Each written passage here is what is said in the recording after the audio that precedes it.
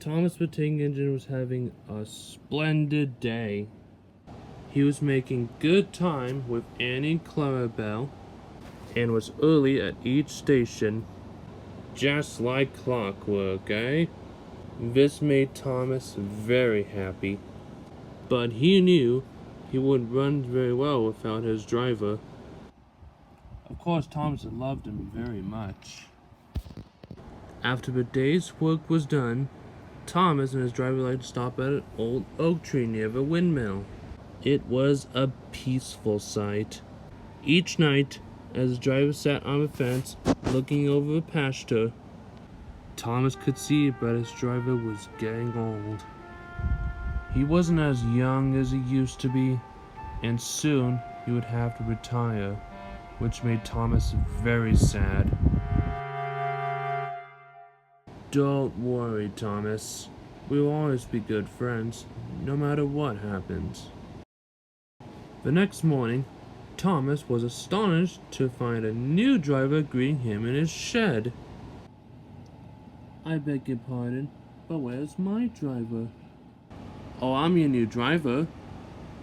You got early train. Be quick now.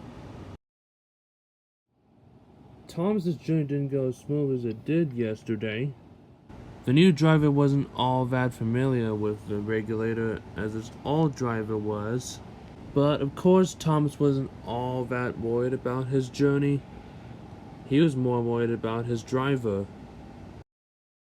The following morning after that, Thomas still couldn't find his driver. And he was so busy, he didn't get the chance to find out what had happened. And soon he was starting to become very frustrated. Till finally one afternoon, Thomas's new driver tried to start him up, but he wouldn't budge. Show a wheel, Thomas. The Fat Controller is counting on us. I'm not moving my spot until you tell me where my driver is. The new driver looked down at his feet, and the fireman looked nervous too. Thomas, are you sure you want to know? Yes, please just tell me, okay? Thomas, buddy, your driver's very sick. Very sick indeed. Thomas's eyes widened. Sick? Like Bill and Ben's cops and sneasels? No, Thomas. It's worse. Much worse.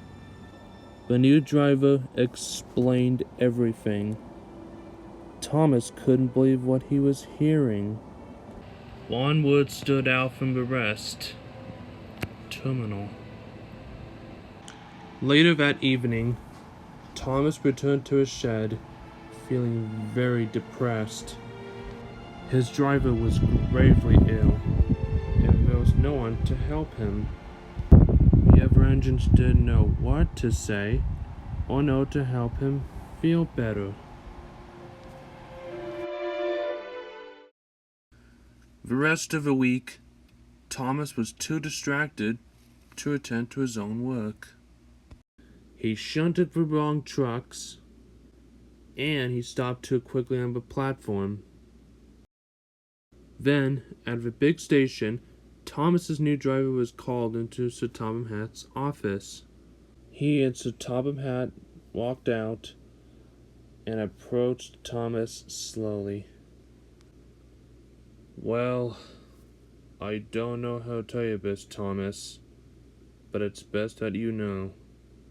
He and the new driver exchanged nervous glances.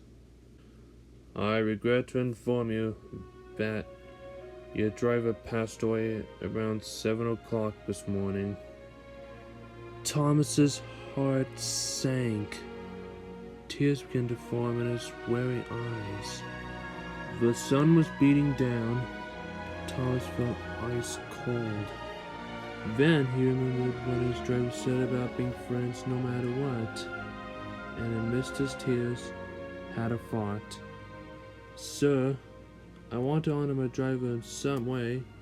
but I don't know what it would be. So Topham Hatt smiled. We thought you might ask that. Your driver had a very special request for his funeral. He wanted you to carry a very special train for his final resting place. And where might that be?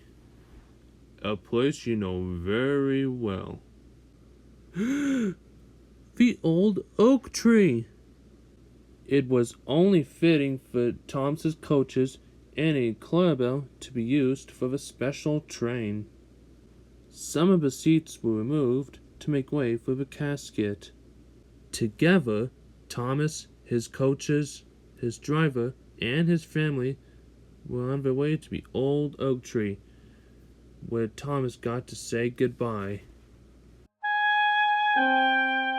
I will miss you.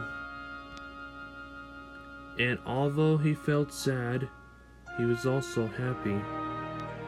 And although his old driver is no longer here, whenever he stops at the old oak tree, his friend is still there to share it with him.